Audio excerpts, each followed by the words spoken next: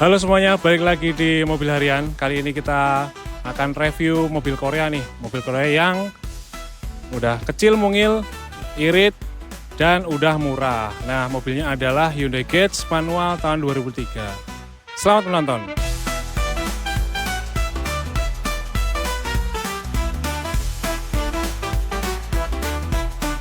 Oke teman-teman, seperti biasa kita lihat bagian depan dulu. Hyundai Getz tahun 2003 kayak apa sih? Kita lihat dari bawah nih. Nah, dari yang paling bawah, komponen dari bumpernya ini masih ori semuanya, masih utuh. Dari yang paling bawah nih, ada cover, terus ada fog lamp juga nih masih, walaupun udah burem ya. Terus ada grill horizontal, lurus, warnanya hitam, plastik. Terus kita lanjut naik ke atas. Nah, di atas ini nih ada aksen semacam add-on body gitu, warnanya hitam, di kiri dan di kanan. Terus kita lanjut ke tengah, ada plat nomor. Nah, di atas plat nomor itu sendiri ada grillnya, grill bumpernya, grill bumper yang utama. Dia sewarna body, terus logo Hyundai atau Hyundai ya. Terus ada grill sarang tawon. Nah, habis itu udah nggak ada lagi, bersih, clean, minimalis. Nah, kita lanjut ke lampu. Di lampu ini dia di selayaknya tahun 2003, dia masih multi reflektor bohlam ya gitu. Terus kita lanjut naik ke kap mesin dulu yuk. Nah, di kap mesin ini ada kecerutan nih kiri kanan. Nah, terus ada wiper yang udah diganti kayaknya, pakai brand mahal juga. Terus di atas ada antena teman-teman, ada antena radio. Modelnya masih kayak gitu. Kita lanjut ke samping yuk. Kita ngomongin velg dulu deh. Velgnya kebetulan masih ori. Dia pakai ring 14 17565 R14, itu profil bannya. Untuk ringnya sendiri pakai ring 14. Masih ori, masih ada logonya Hyundai. Nah, terus kita tarik ke belakang. Nah, di belakang sini di pintu depan dan belakang itu ada add-on sama persis, warnanya hitam kayak yang di depan. Jadi nambahin kesan sporty lah ya gitu. Nah, di atasnya lagi ada garis horizontal lurus dari depan sampai belakang, yang dimana segarisnya itu ada si handle pintunya gitu. Jadi rapi ya, desainnya rapi gini, ada handle pintunya gini. Terus spionnya juga itu dia nggak di daun pintunya. Jadi dia di atasnya sini, di pojokan situ ya, di sudut gini. Modelnya seperti ini, jadi lurus gini, rapi lah. Kita lanjut mundur. Spek velg depan dan belakang sama, yang bedain adalah yang depan udah cakram, belakang masih drum, kurang lebih kayak gitu. Kita naik ke atas, ini ada lubang tangki atau pengisian BBM. Nah gitu. Simpel ya teman-teman. Dari samping tuh simpel. Kita lanjut ke desain yang belakang. Ada yang unik di sini, menurutku ya. Jadi kecerutannya tuh di atas nonjol gini, jadi nggak ada semacam spoiler tambahannya. Cuman kecerutan aja, turun ke bawah ada wiper, turun ke bawah lagi ada logonya, ada handle pintunya di sini. Terus di sebelah kiri ada emblem Hyundai, di sebelah kanan ada Getz, tipenya GL.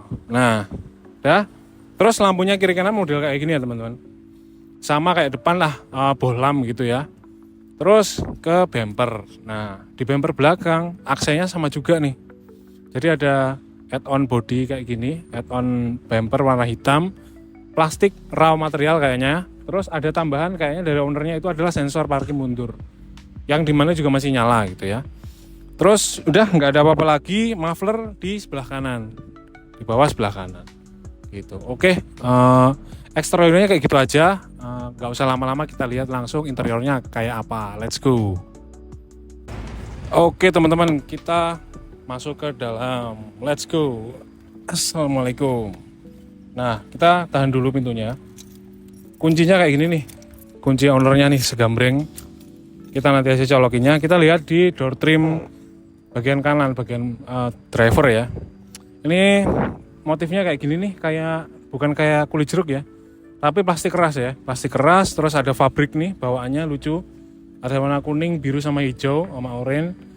Kotak-kotak gini nuansanya. Di bawah ada tombol-tombol ya, tombol-tombol jendela sama tombol pengaturan cermin. Spionnya sendiri sih belum retract ya, jadi masih model manual. Terus ini pengunci jendela. Ini buat nyimpen duit si ownernya, kecil-kecil gini ya. Udah biarin aja. Terus Di bagian armrest itu patternnya atau motifnya sama kayak yang di atas, bedanya cuman dia warnanya abu-abu gitu. Nah, kita lanjut ke bawah nih. Nah, di bawah ini ada kayak wadah tempat. Kalau sama yang punya sih kayak buat wadah gini ya, parfum atau apa gitu ya. Lumayan sih, tapi kalau buat botol nggak bisa. Terus kita lanjut ke sini ada speaker nih, lumayan. Kita lanjut ke bagian driver teman-teman. Nah, ini biarin gini ya, oke. Kita mulai dari atas nih. Nah, di atas ini nih, sun visornya nggak ada apa-apa, cuma selipan kartu doang, nggak ada cermin, nggak ada apa. Itu, terus di bagian depan dashboardnya modelnya gini ya. Jadi agak panjang gini, patternnya sama kayak di door trim. Ada Twitter nih, kayaknya bikinan baru ya dari ownernya. Dari sebelah kanan nih ada kisi AC. Terus ada dummy, kayaknya kalau di luar negeri itu ada fiturnya gitu. Terus kita di paling bawah ini menurutku lucu karena ada storage gitu panjang di bawahnya ini, di bawahnya si setirnya gitu. Lumayan lah buat naruh-naruh. Di bawahnya storage ini ada tempat buat buka kap. Nah gini. Terus speedometernya model kayak gini, masih analog. Nah karena dia mobil Korea, sebenarnya sama kayak mobil Jepang. Jadi lampu senya di sebelah kanan, terus per wiperan dan kecerutan itu ada di sebelah kiri. Belum dilengkapi sama airbag. Kita lihat klaksonnya kayak apa. Nah, kayak gitulah. Not bad lah ya gitu. Terus setirnya ini udah tilt. Nah, kayak gini lah. Kurang lebih kayak gini ya. Dia belum teleskopik. Oke. Salah satu yang saya suka dari mobil ini adalah walaupun dia manual, jadi kan pedalnya ada 3 nih, tapi di yang paling kiri bawah, jadi di kaki kiri itu ada footrest-nya gitu, ada tempat buat istirahat. Kalau misalnya kita nggak lagi mainan kopling, good job desainernya. Kita lanjut ke tengah yuk. Nah di tengah ini spionnya masih jadul seperti biasa. Ini ada pernak-pernik ownernya ya, sorry. Jadi ada seperti ini nih. Nah ini kayak flat gini, ini buat naruh mainan-mainannya dia. Terus ada tombol hazard. Ada kisi AC ada 2, yang kiri udah lubang-lubang. Ini ada fog lamp ya. Ini pengaturannya, kisi-kisinya naik turun, buka tutup AC-nya. Terus ada head unit single din. Kayaknya sih udah diganti mengingat mereknya itu merek Cina ya, merek baru gitu di dunia per head unitan. Terus di bawah nih ada, karena dia single din seperti biasa ada rongga sedikit lah. Lanjut ke bawah ada pengaturan AC teman-teman. Modenya udah komplit di tahun segitu ya. Yang kiri kayak gini, ini pengaturan speed fan. Sini dingin dan panas. Terus ini ada pengaturan sirkulasinya ya, modelnya kayak gini. Nah gini, terus ini defogger sama ini on off AC-nya kayak gini nih. Nah kita lanjut ke bawah. Nah di bawah ini semacam bottle holder atau cup holder gitu ya. Lumayan lah, ini buat naruh-naruh barang. Terus ada persneleng atau shift knob yang sepertinya juga udah diganti. Modelnya kayak gini, ala-ala racing gini sama mungkin ini ya, bahannya ini. Lanjut ke belakang lagi, ini apa ya, kayak handbrake-nya. Nah, nggak ada apa-apanya gitu. Terus ini ada power outlet, lumayan. Ada wadah lagi buat kartu-kartu. Di belakangnya ini buat bottle holder yang lumayan besar. Terus kita lanjut lagi ke area penumpang ya teman-teman. Flat juga nih buat naruh-naruh mainan-mainan ownernya. Terus ada kisi AC, tempat ini yang cukup besar. Nah ini lumayan nih, kayak gini. Terus joknya kayak gini, jadi masih original sama kayak door trim. Fabriknya masih bersih, masih terawat, kayaknya memang Titan juga orangnya yang punya gitu. Terus cuman sayangnya satu yang kurang ini adalah si sabuk pengamannya nggak bisa dinaik turunin, jadi fix gitu teman-teman. Jadi kalau misalkan orangnya nggak cocok kan agak-agak susah untuk ngefit di mobil ini gitu. Oke, di depan nggak ada lagi, nggak usah lama-lama, kita lanjut ke row kedua. Let's go. Oke, kita lanjut ke row kedua. Penasaran nggak? Saya sih penasaran. Wih, lega. Ini posisi pengemudi saya nih agak mundur, tapi di belakang saya masih segini teman-teman. Buset, lega banget ini. Oke, kita ngomong-ngomong door trim yang sebelah kanan sama persis, masih ada fabriknya, ori juga, ada spikanya juga masih ada. Terus karena kemakan usia ya, jadi karet-karetnya ini udah mulai getas, udah mulai kayak terbakar kepanasan gini, ya usialah gitu ya. Terus ini ada pegangan tangannya nih sama cantolan buat plastik-plastik. Surprisingly lega. Terus joknya ini sepertinya kombinasinya 60-40 atau 70-30 ya. Jadi dari depan sini tuh masih ada wadahnya gini, kantongnya masih bersih juga. Terus ada lampu di atasnya, ada lampu baca. Kurang terang sih tapi oke lah. Nah terus oh iya nih, saya baru ngerti.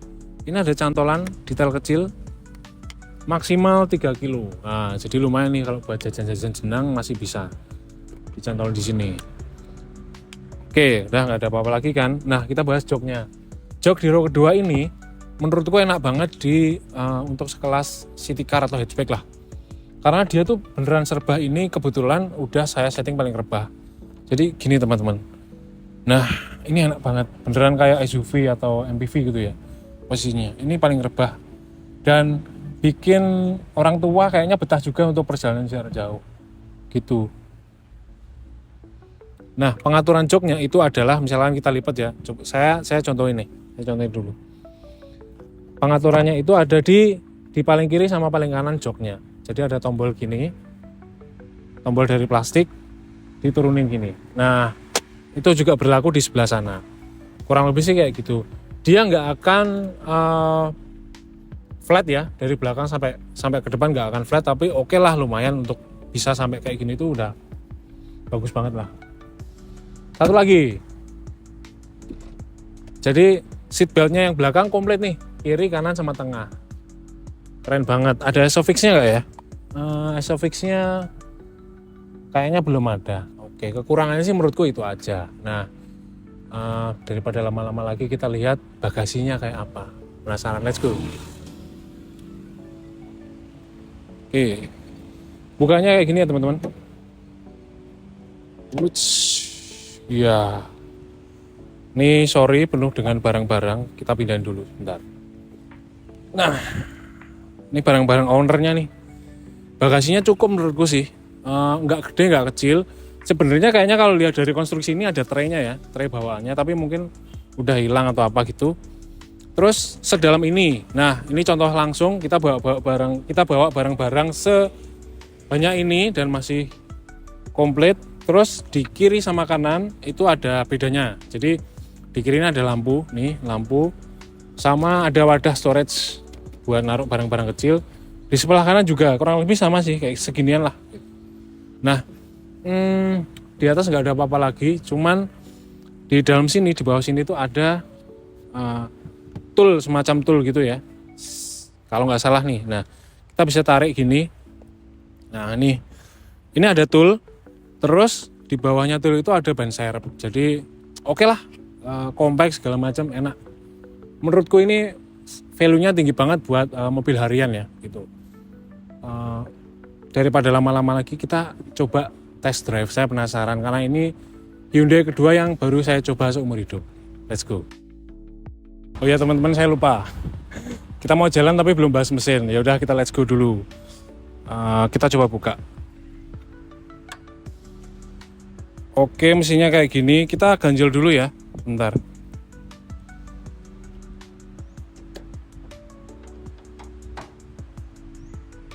Ganjelannya lumayan tinggi gini. Mesinnya 1300 cc. Sebenarnya lebih sih, kalau di STNK 1340 sekian. Konsumsi di RON 92 ownernya, yang pertalite gitu-gitu ya. Terus konsumsi BBM-nya, karena menurut ownernya ini selalu dipakai di dalam kota dia dapat di 111, 112. Dan belum pernah sama sekali dipakai tol atau luar kota. Jadi kemungkinan harusnya lebih dari itu ya gitu. Kurang lebih mesinnya kayak gini sih. Menurut ownernya nggak rewel, asal dirawat rutin aja. Waktunya ganti oli, waktunya overhaul, apapun yang butuh di overhaul, waktunya ganti aki. Kurang lebih gitu aja teman-teman. Kalau ada teman-teman yang punya informasi tentang Hyundai Getz, mesinnya kayak apa, rewel atau bandel, silahkan tulis di kolom komentar. Terima kasih. Kita waktunya let's go.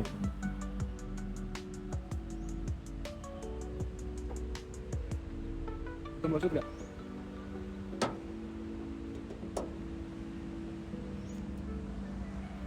Oke, teman-teman semuanya, kita akan test drive si Hyundai Getz manual. Kita let's go dulu. Saya juga penasaran nih, sebenarnya seperti apa. Kita nyalakan dulu. Oke, bismillahirrahmanirrahim. Kunci. Oke. Ini joknya udah saya pasin ya, sama selera. Oke. Ownernya sih bilang kaki-kaki sama rack steeringnya butuh servis, cuman kita lihat apakah ada geludak-geludak. Oh, narik teman-teman, 1300 cc. Oke. Kekedapannya cukup ya, sedang aja, nggak yang kedap banget. Ban juga karena baru juga, dia nggak begitu berisik. Ban ininya suara bannya tuh nggak masuk ke kabin gitu. Kita hari ini keluar dulu. Oke, let's go. Tarikannya enak, terus visibilitasnya lumayan untuk mobil sekecil ini. Cukup lah, ini mobil sudah cukup. Desain dashboardnya juga memberi nuansa yang nggak apa ya, istilahnya nggak mengganggu atau nggak mendistraksi gitu. Lebih ke fungsional aja. Sepada kecilnya nih yang saya bilang tadi, fungsional sekali. Mana ada mobil pickup. Nah, kita tunggu atau kita salep ya.